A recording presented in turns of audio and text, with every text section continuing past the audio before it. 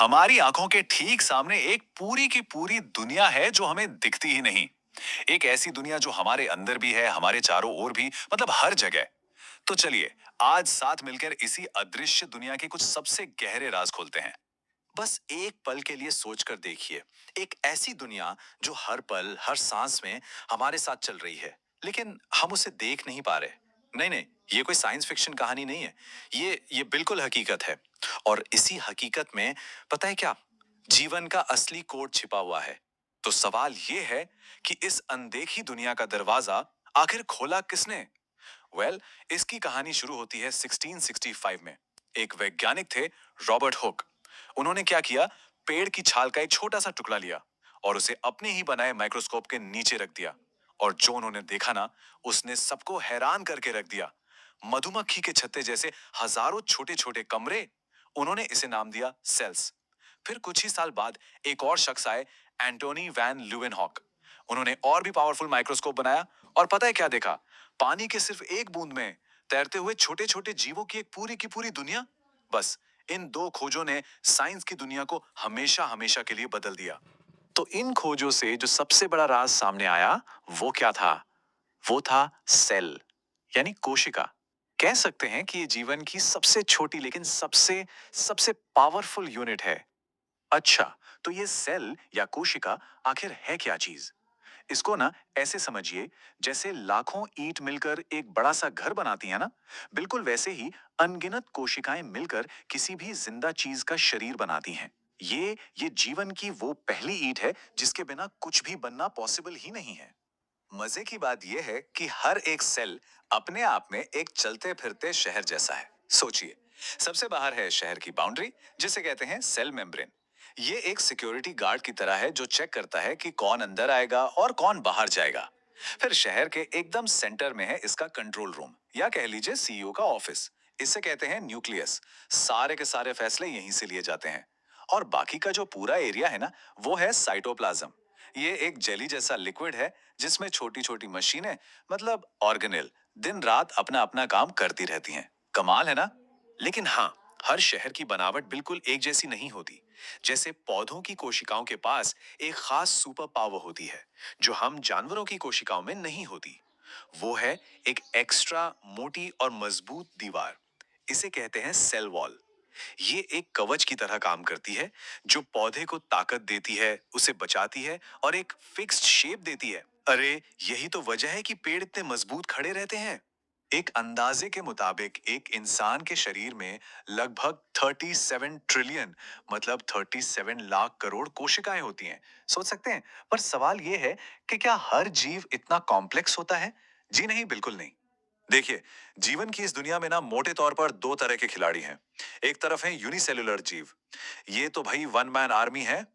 मतलब पूरा का पूरा जीव सिर्फ एक सेल का बना होता है। और वही एक अकेली सेल खाना पीना सांस लेना सब कुछ करती है, जैसे बैक्टीरिया। और दूसरी तरफ है हम जैसे मल्टी सेलुलर जीव। हम एक बड़ी ऑर्केस्ट्रा की तरह हैं। यहाँ हर सेल का अपना एक खास काम बटा हुआ है। कोई दिल को धड़काने का काम कर रहा है, तो कोई दिमाग तक सिग्नल पहुंचाने का। तो चलिए, अब जरा मिलते हैं इस इनविजिबल वर्ल्ड के असली सितारों से, यानी माइक्रो ऑर्गेनिजम्स से। तो इस दुनिया की जो मेन टीम है, उसमें कौन कौन है? इसमें है बैक्टीरिया, फंगी यानी कवक, एल्गी यानी शैवाल और प्रोटोजोआ। पर हाँ, एक खिलाड़ी ऐसा भी है जो किसी नियम को नहीं मानता। वो है वायरस। और इसकी कहानी तो भाई सबसे अलग है। अच्छा, ये रहते कहाँ हैं? इसका जवाब सुन के शायद आप हैरान रह जाएंगे। ये हर जगह है। सच में हर जगह। उबलते हुए पानी के झरनों से लेकर अंटार्कटिका की बर्फीली चट्टानों तक, ज्वालामुखी के मुंह से लेकर हमारे अपने शरीर के अंदर तक। ये असली सर्वाइवर हैं। ये वहां भी जिंदा रह लेते हैं जहां हम जीवन के बारे में सोच भी नहीं सकते। अब आते हैं उस अजीब खिलाड़ी वायरस पर। वायरस को आप एक ज़ॉम्बी की तरह समझ सकते हैं। कैसे? जब तक ये किसी बेजान चीज पर पड़ा है, जैसे टेबल पर, तो ये मरा हुआ है। इसमें कोई जान नहीं। लेकिन जैसे ही इसे कोई जिंदा सेल मिलता है, ये फौरन उसे हाईजैक कर लेता है और उसे अपनी हजारों कॉपीज बनाने वाली फैक्ट्री में बदल देता है। इसीलिए तो इसे जिंदा और मुर्दा के बीच की एक मिस्ट्री माना जाता है। तो एक सवाल मन में आता है, ये जो लाखों करोड़ों नन्हे जीव हैं, ये हमारे लिए दोस्त हैं या दुश्मन? सच कहूं तो ये दोनों हैं। चलिए पहले बात करते हमारे मददगार दोस्तों की। पता है, ये नेचर के सबसे बड़े रिसाइकलर हैं। जरा सोचिए, अगर ये नहीं होते तो क्या होता? हमारी पूरी दुनिया कचरे का ढेर बन जाती। अरे यही तो हैं जो दूध से दही जमाते हैं और आटे से नरम नरम ब्रेड बनाते हैं। ये पौधों की जड़ों में रहकर उन्हें जरूरी न्यूट्रिशन देते हैं। और सबसे कमाल की बात सुनिए, हम जो हर दूसरी सांस लेते हैं ना, उसकी आधी से ज्यादा ऑक्सीजन इन्हीं नन्हे समुद्री जीवों की देन है ना कमाल?